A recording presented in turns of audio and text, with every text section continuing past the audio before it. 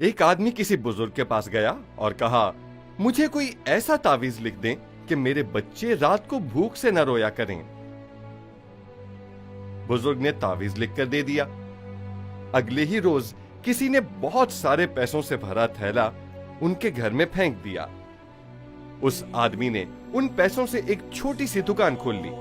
کاروبار میں برکت ہوئی اور کاروبار بڑھتا چلا گیا اور ان کے حالات بدل گئے اور پیسوں کی ریل پیل ہو گئی۔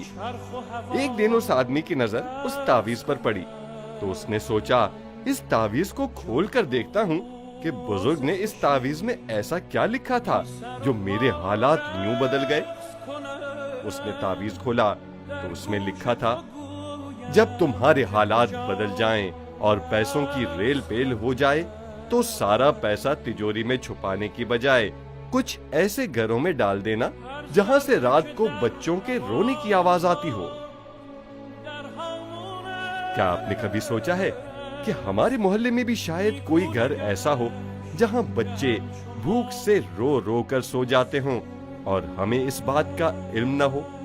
اللہ نے ہمیں جتنا دیا ہے اس کا شکر ادا کریں، اور اگر آپ کے پاس اپنی تمام ضروریات پوری کرنے کے بعد کچھ رقم بچ جاتی ہو تو ان کو غریبوں کی مدد میں صرف کریں۔